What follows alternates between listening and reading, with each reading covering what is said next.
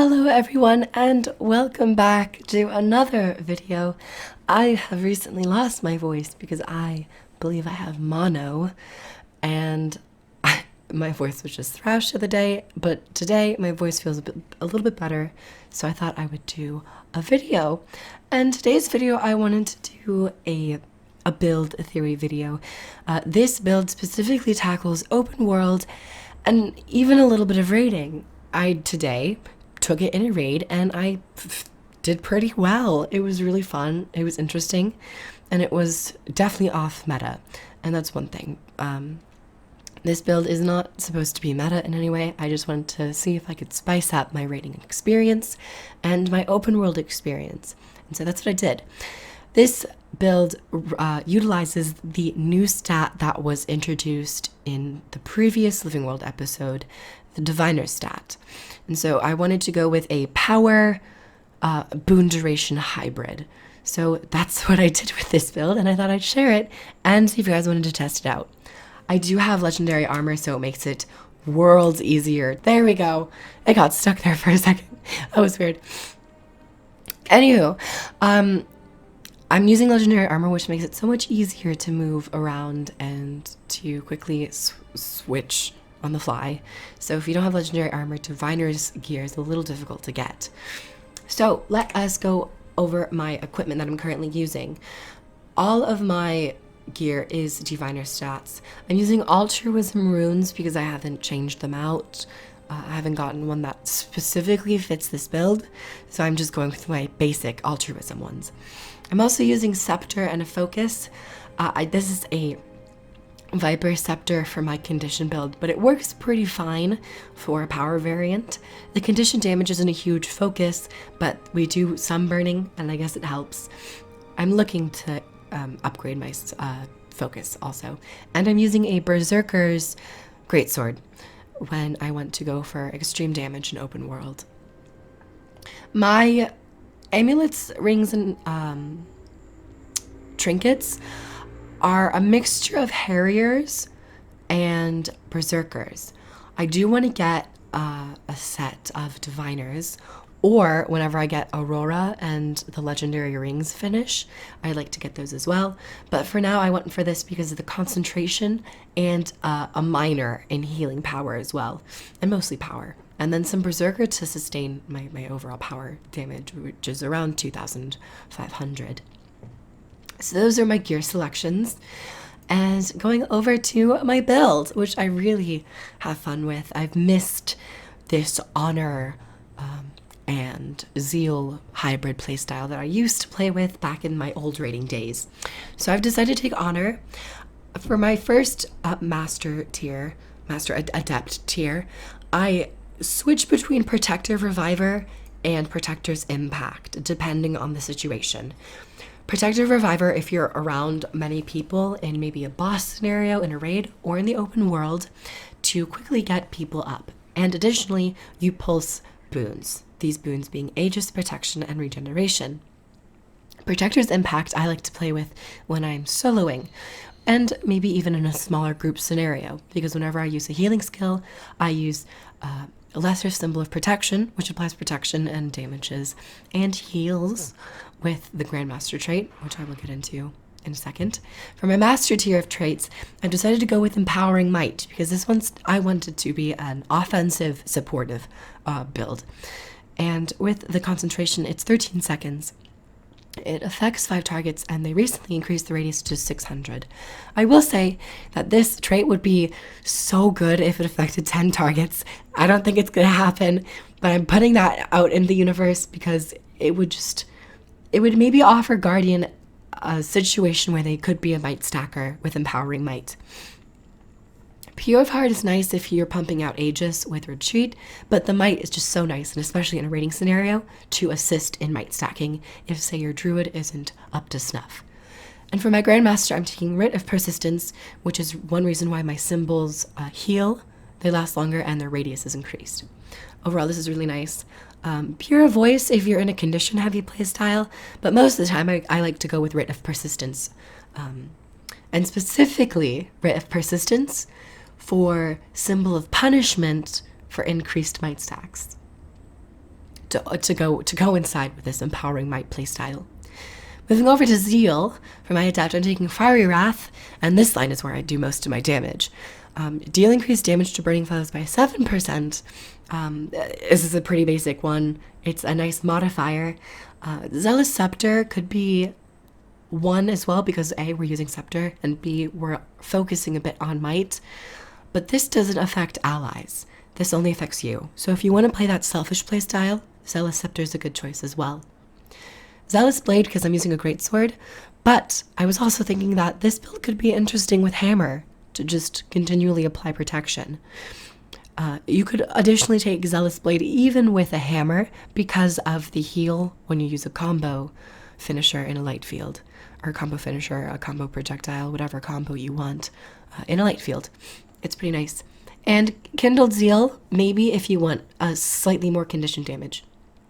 And for the Grandmaster, I'm taking Symbolic Avenger. Because of the damage increase by 10%, it's fantastic. And you gain more power based on 13% of your toughness, which is useful because of my focus. I have 85 plus toughness, which wasn't a thought-out plan, but it ends up working. It gives me a bit more toughness. And finally, I'm taking Dragon Hunter. I'm taking Piercing Light, which reduces my trap's cooldown, and it adds a slow, which is nice, but I'm not really taking it for the slow. Zealot's Aggression for the damage modifier of 10%, and your Justice passive effect also cripples your targets, which is really nice. And then finally, Big Game Hunter, because this was recently buffed to an increase of 20% for a damage modifier, and also applies vulnerability and lasts for 33% longer. Hunter's Fortification. I just want to say this now and put this out in the universe. I find this to be a very boring trait. And considering that the top line is all about traps, I think it'd be really interesting if they changed this trait to allow you to throw your traps in about like a 600 radius. Because Rangers used to have that capability, but it was taken away from them. And traps have ceased to be able to be triggered or placed from a distance. So that's Hunter's Fortification. I just wanted to touch on that. And that's Big Game Hunter. This is my specialization build that I'm running with right now. And Zeal's for damage and Dragon Hunter's for damage as well. Honor is for more of the very minor supportive capabilities in an open world scenario and even in a raiding scenario. So now I'm going to just wail on a couple jungle boars and go over my basic playstyle. When entering a fight, especially in raids, I want to use my Focus 5 first because it does last a while. Oh, wait, before I even go into my playstyle, I forgot to go over my utility. I'm so stupid. I haven't done this in a while. I'm taking Purification because it's a trap and it's on a low cooldown. I'm taking Procession of Blades for the heavy hitting damage and also a nice Fury buff. I'm currently taking Retreat in a open world scenario because it's nice, but I would say this slot is very malleable. In a raiding scenario, I take Sword of Justice for increased damage, and I could even see Hold the Line if you need more protection. Maybe Merciful Intervention. This one's kind of a free slot. It could be used for damage or more utility. I'm currently just going with Retreat, but you know. And I'm also playing with Stand Your Ground because this was, in the last balance patch, buffed to affect 10 targets, which is awesome. And I think that Guardian Shouts could use more 10 target shouts, and one shout in particular that I think could be an awesome 10 target contestant or variant would be Feel My Wrath. If this affected 10 targets, this would be stellar in a raiding scenario. Granted, if it affected 10 targets, I would understand if this cooldown was increased to 50 seconds. Anyway, so those are my utilities that I'm taking. Once again, Scepter, Focus, and a Greatsword. And in a fight, I like to pop my Shield 5 first, and then yield with an F1 into a 4th, and then start to wail. And we'll see how much, if I don't get knocked down, actually. Let's go over to the Mordrum. Sorry, my voice is really cutting out. I've been chugging tea and like trying to get my voice to calm down. Let's go over to some Mordrum, and let's see how much might we can stack just on a basic scenario. Then we go Quickness, Procession of Blades, and then more might. So we get to about a solid 14, 15. Granted, I'm not at 100% might generation, or boon duration. So It's a constant 14. But I've been in scenarios with like 3 other people, and with a bit more quickness and a bit more alacrity, I get up to the 20s, maybe even 25 fairly comfortably. And also, just to mention, I'm not at 100% concentration / boon duration. I'm at 61% right now. Even with a little bit of food or utility primers, you could get more might stacks. But overall, I'd say this is a really fun build in an open world scenario. You get a nice kill by wrath, a nice quickness uptime, and overall a wide access to boons. And then the Greatsword variant, spin to win. Having a very easy time damaging. And let me just use my symbol of protection. Let me just wait. If I pop all 3 of my symbols, you get wide coverage of retaliation, might, and protection. So let's pop this down, and even a blind because of my trap. And just nice symbols and instant down. It's really nice soloing. You have a decent amount of defense with your Wings of Resolve and your Shield of Courage. Wings of Resolve is a nice AoE heal for teammates as well, and along with Rite of Persistence, you do some minor healing in a group scenario. I'm just gonna wail on a couple more people and some new ideas. And after 10, got some time. I'm gonna heal a little bit. Actually, I'd like to switch over to Hammer real quick just to see how that feels and test out Hammer live. I used to run Hammer a lot in raiding scenarios because I think it used to be one of the more prominent methods. Oh, whoops. Ugh. Can I quickness? No, I lost the last one. But it's a great method of stacking might if you really want it. And it gets to about 10 seconds of protection. So if you would really like it, for more of that defensive playstyle, you could run with Hammer as well. And maybe if you got more healing power, you could have a fairly comfortable time healing people even with Rite of Persistence. And that is my build. I think I'm gonna call this like the Divination or the Diviner. Just rip off the name. Maybe the Divination build for Guardian. Anyway, I do like my Greatsword with this build though, but have fun with it. This is a nice open world, and maybe even off-meta raid build that you can try out. I took this into Keep Construct, and I was having some fun with it.